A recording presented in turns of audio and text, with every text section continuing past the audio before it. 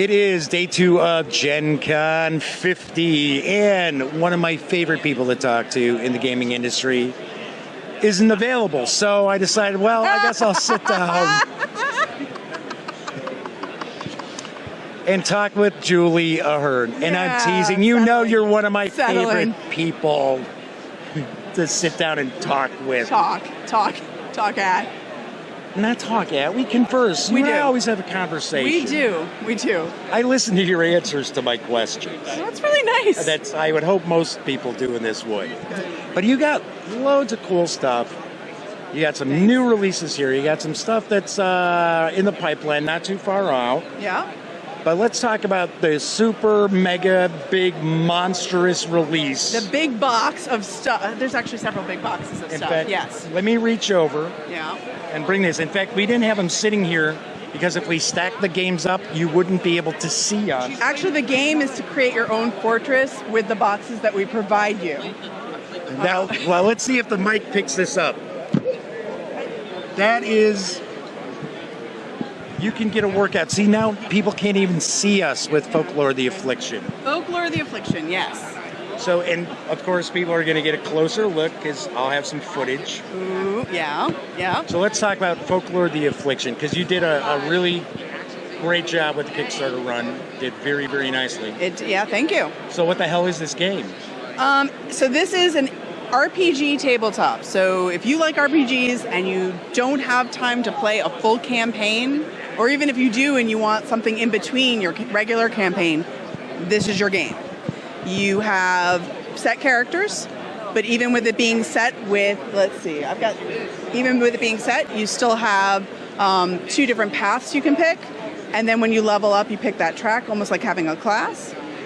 With your I have no class. So. I don't know if I'm to be able to play this game. No. That's okay. You would be the avenging madman. Hands down. I mean, I have some sense of sanity left. Yeah. Some semblance. So anyway. So how many kind of characters are there? There are 6 different characters in the core game, and it's up to 5 players. So everybody gets at least some choice. Right. You pick your character, and then you start with the stories. The storybook and the decks of cards take place of the GM, so that it's very easy to just follow along. You read the story piece, everybody can take turns, or you pick the person who has the most melodic speaking voice, what have you, and they read the story, and then you come to a point where there is a choice of what you do. Maybe it's a skirmish, maybe it's a skill check, maybe it's something you say, okay, well, it's almost a choose your own adventure. You can do this or you can do this. What do you want to do? A little similar to the direction you went with in Apocalypse 2? A little bit, yeah. Okay. And then what happens is you resolve that, and that informs where next in the story you're going to go. If you are traveling to a location, you would move along the world's map. Each person takes turn being the leader. So the leader gets a lot of the benefits, but it also, if something hurts you, the leader's the first one to take the brunt of it. Sure. And it all rotates. It also means the leader gets the final decision at their point in turn of what the choice is going to be if there's a fight or a disagreement about what the choice would be at any point in time. Sure. Okay. When you travel, your leader has your stride of where to move, and then you would pick from either the on-road deck or the off-road deck, depending on where you are in the world. You're taking like ATVs out? I thought this is a fantasy game. You don't. Off-roading is actually a very scary place in the wilds of the dark folklore land. It's not pretty. Nice. I wouldn't advise it. So if you do a little of the off-road adventuring, will your characters get more experience? Are they going to face more experience? Yeah, more lore. Typically better loot because you're getting lots of items. And I've played the core game is 6 stories. Each one is several chapters. I've played all 6 through back to back to back to back and not gone through the entire decks. Okay. So all of them are supposed to add to the flavor and add to the experience and take place of the GM, so that it's an automatic. Sure. So are you telling people each adventure is about an hour? Because you pulled that in this Apocalypse. No. Oh, each chapter is about an hour. Chapter's about an hour. It was like, no. There's 2 to 3 chapters per game, and I will say that first game, it's going to take more than an hour because you're learning the rule set. Oh, I'm not saying when we played Apocalypse 2, we weren't enjoying ourselves, so it wasn't a big deal that it was a little more than Your an hour. feature film, your debut. Right. Yes, exactly. Exactly, right.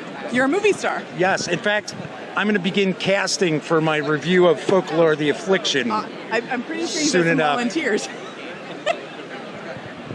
We had a special guest star pop in for a second there. So you said there's a core game, so of course that means, obviously enough, we've got an expansion. And how many miniatures are in the core game, There's Julie? 35 in the core game. And I believe I just saw 39 in Dark Tales. There's 39 in the Dark Tales. So a lot of your So Dark Tales is obviously very comedic. It's yeah, very it's a buddy cop. lighthearted. It's a buddy cop film. Oh, nice. Okay. In a box. Sweet. Yeah. Sweet. Uh-huh. Okay. So it's like Will Ferrell and Kevin Hart team up, sort of. That would be actually fun. be a pretty good movie. That would be wouldn't it? good. Yeah, I would like that. It's not bad. We'll be pitching that to Hollywood soon. Okay, so Dark Tales, is that just building on the 6 chapters in the core game, or is 6 it stories. 6 stories? 15 chapters. That's a lot of reading. Reading is hard. You know what? I bet Math is hard. Maybe somebody else might be happy to read for you. Yes, I'm sure I'll get somebody else around the table. So is the Dark Tales expansion just a brand new tale, or does it build? It's 9 brand new tales. Okay. And so those are actually many of them are written by either the Sadler brothers or the Ed Greenwood Group authors, who also are writing the series that is going to also be about the land of Folklore. And then there's one additional story that ties both story arcs in together in between each. Nice. Very cool. So it has additional miniatures like the Abominations, which are the big bads. You have a lot of the miniatures of those added in there. You have 6 new characters that you can play. So now we're at a dozen characters. Yep. My goodness, it's jam-packed with gaming excitement. So many things. So much goodness. And it also has many more hours of playing time. Sweet. And then, of course, if you like all of it, you can use all the components. And we actually have online availability to create your own storylines. Oh, nice. Okay. That's very cool. Yep. Wow, you're just giving back to the community. Well, we want people to play it. They're getting big boxes of stuff. We want them to actually use it. That when they do purchase these either one or both together, that they have to wear one of those lifting belts so they don't throw their backs out, because they're heavy. You guys have this thing about we want to hurt you if you get hit with one of our games. That's right. Greenbrier Games. We don't want you to be sitting there just Closing in 15 minutes. Please begin making your final purchases. Jeff McAleer, wrap up your interview. We're closing the exhibit hall. 10 a.m. Greenbrier Games. We'll throw a game at your head and kill you. Yes, right. Gen Con 50. Okay, so we've got that, and of course you've got the core game, the expansion. Then that's going to be it. You're never going to do anything else for this ever again. You got stuff in the pipeline. Maybe you can talk about, but I'm sure you do. We'll see how many people get that. We'll see how many people love all the things and want to play it and want more, and then maybe they'll chain me back to a desk and we'll do some more writing. We'll see. We'll see. So we've got these 2 hernia creators. Yeah. And then we've got another one. Oh, you want me to hand them to you? I see how that is. What? You're handing it to the audience? That is amazing. It's like 3D. It's like, all right, this is the heaviest one yet. There we go. Vengeance. Yeah. I'm getting a little scared here because it's Vengeance. We've got people, it looks like they've got bats with nails in them. Yeah, you're the anti-hero. You were the hero, the righteous defender of evil in Folklore, but in Vengeance, you're an anti-hero. It is a revenge movie. It's Kill Bill, it's Old Boy, John Wick. So you start as a character who immediately you get the big bads who have done you wrong, and you take damage because at the opening sequence of a movie, of a revenge movie, that's what you see. You see the guy being shot at, stabbed, kicked to the ground. That poor puppy. Right, I was going to say somebody does something to his pet. Yeah. They eat your cereal and they walk out the door and you're left with nothing. So mean. So you start with that. And then what is the next thing that happens in a vengeance movie? Well, usually the anti-hero recovers. Montage, exactly. Right. There's a montage sequence where you learn karate and you get weapons and you spy on the different gangs to figure out which one is the hideout of the boss that did you wrong. Is there a mentor played by some actor that's No, that kind would of be fallen off a whole... totally awesome, though. That's Michael Caine. No, Mr. Miyagi is not in this. Mr. Miyagi? Yeah, Oh, look at him. That's not a revenge movie. it was for me. Karate Kid isn't... When did they, kill his dog and stuff? You remember this film much differently than I do. So anyway, his bike. They beat up his bike. See, I went to the cereal. I don't know. Yes, I get it. Anyway, yes. Then you have combat. Combat is you're going from room to room. You roll dice. You either have close combat with knives, you have adjacent room combat with guns, or you can move, or they can attack you. Right. Now, in the montage, if you have purchased skills properly, you can switch back and forth. Oh, okay. You have 3 rolls to try to get to the boss, kill the boss, preferably clean out the lair. Right. You also have a timer. You can only do it in 3 minutes. Wow. In other words, it's an action sequence. Right. You got to actually do it in the time of a montage. Like a movie. Right. You montage train, and then you have a combat sequence. Sure. And then you alternate. Now, bear in mind, you have multiple people playing, so they might try to get to the bad guy that you're trying to get to before you. Sure. So you kind of have to choose who you're going to go for. If you defeat the boss, you switch over the tile and the room gets harder, and then you keep playing and a new bad guy comes out. Sure. There's several rounds, and then at the end, the person with the most points for defeating bosses and also cleaning out lairs is the winner. And you had mentioned off camera earlier, or yesterday when we chatted a little bit, that one of the things too is you better pick the right boss, because That's right. if you kill the wrong boss, well, you lost. Right. You can go, during the montage, there's a certain number of them that you can go scope out and try to see if that's the right one. If you try to make a guess and from narrowing it down, I didn't find the boss I wanted because I have 3 of his cards, which means he beat me up 3 times, which means I will get extra He points. ate my cereal 3 times. 3 times, but I will get extra satisfaction in defeating him. Right. Okay. And I'm assuming he's in behind this door because I didn't open that one, but I know he's not that one and that one. And you go through and you defeat them all, and it's not a boss who's done you wrong, you get no points. It doesn't matter. Sure. There's no satisfaction. You feel like an idiot. Oh, sorry about that stabbing. That's really awkward for me. I'm gonna go. So yeah, you this make sure really it's the right one. is a Chinese laundromat. Yeah.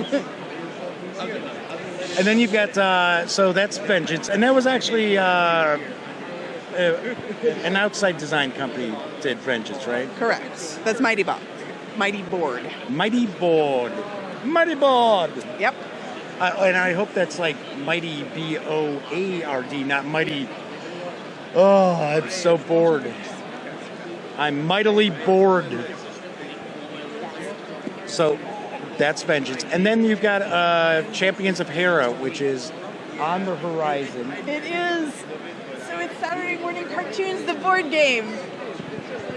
And this is actually not the final cover art. So this is a prototype, guys. It's not going to look like this at all when it goes to Kickstarter. But it is awesome. It is, you have 6 champions, each from a different world. A piece of their world has come through a rift and smashed together. So you have 2 different types of gameplay. You have a PvP and then you have a co-op. You don't have to do both, but it's kind of fun if you do, and you do it sequentially that way, because you do the PvP and the first one to level up all your points. There's 3 different energy levels. Okay. If you can get full power on each and back to the dojo first, you are the winner. You do that by defeating the monsters that come out of the rifts and closing the rifts in each of the worlds. If you can do that, and you're the first one to do that and are the winner, then you get 2 victory tracks you can choose from. That victory gives you bonus points, or your character bonus points, but it also creates the scenario that is the problem that offsets, because there's got to be balance in all of these. Whenever something good happens, something bad happens because of all these rifts opening to restore the balance of the worlds. So would that mean if something good happens to me, something bad would happen to another player, or it's got to be something good and bad? No, it happens myself? to the world itself. Ah, okay. So the good thing happens to Persephone, the bad thing will then tell you what the challenge is, which big boss is coming out that is now the co-op that you try to defeat, but also what is the scenario with the win conditions, which means for co-op, there's 12 different scenarios to play. Okay. 2 per each champion. Nice. Very cool. And that's going to hit Kickstarter when? August 29th. August 29th. Yep. Stay tuned. Make sure you visit thegaminggang.com because we'll have news up about it. Yep. We may get to actually play this sometime at Gen Con, maybe. I really hope so. I would like to check it out. I want to play the game with you. We're trying. We tried at Origins and we just couldn't iron out yeah. the details in that. True. Anything else, Julie, that you want to share with our audience before the voice of God breaks in once again? Keep your hands to yourself. Be nice to others. Stop hitting your sister. Stop. You really will go blind. Your teeth. Don't forget to floss. What are you looking for? What kind of information would you like to know? Is there anything that we've left out? Or, hey, you know what? Is there anything maybe that needs a little more love that you think from folks out there? I mean, your games sell pretty well. So, I mean, it's not like something's collecting dust. No. I mean, we have something... Goodness. So Grimslingers, the expansion's coming out first quarter next term. So Grimslingers coming. Right. Okay. Z-Pog Defend the Burbs. We've got a live show that's going on every Thursday on Twist if you want to watch to see gameplay for it. Of Dreams and Shadows next year, we'll have the expansion for that coming out. We're very busy. So I'm trying not to overload. So I've got one last question for you. Yeah. So everybody I've interviewed, all my interview subjects, and some of my pals, since it's the 50th Gen Con. Yeah. How about sharing one of your favorite Gen Con moments, which is family friendly, with the audience? Okay, family friendly. I got it. So our first Gen Con, I was demoing from as soon as the doors opened until 1 in the morning. I was out in the events hall just taking generic tickets to play our first game, Apocalypse. And I never came in the vendor's hall once. So you never got to see the exhibit hall? I did at all. Right. And it was day 3, and I'm... Gen Con attendees, the time is now 5. I thought we could squeeze it in. Close in 5 minutes. We ask you to complete your purchases and begin heading towards the exits. Okay, so I'm in the events hall. Oh no, I'm in the gaming hall, and I've been playing for 3 days straight with 2 hours sleep a night. And there was one goal that we had where if you killed zombies with your bare hands, which was almost impossible to do, your fists got stats. And somebody's like, you can't do that. And I was like, yes, I can. And they're like, I want to see it then. And I was like, fine, because I was slab happy and tired. And so I did. And it took an hour, but I did it. And then I started attacking zombies and saying, and now I will kill the zombies with my bare hands. And I did it every time. And I look up, I'm not paying attention, I'm loopy, and I look up and there's 50 people watching me. And we didn't have any for sale yet. It wasn't even for sale. It was and people wanted to buy it. And at that point, just because I was doing that, and I realized that I had found my people. And then the police showed up and the escorted police showed you up, from the hall. and it was really awkward again. But everybody cheered me, and I waved as they carried me off. Nice. That's Very my nice. story. That is my Gen Con family-friendly your moment. bare With my hands. bare hands every time. I couldn't talk the next day. It was great. Awesome. Julie, thank you so much. Thank for you. taking some time out to join me once again for our annual chat. Yeah. And of course, everybody keep your eyes peeled for some Kickstarter news about Champions of Hara, and of course, reviews of your new games. Woohoo!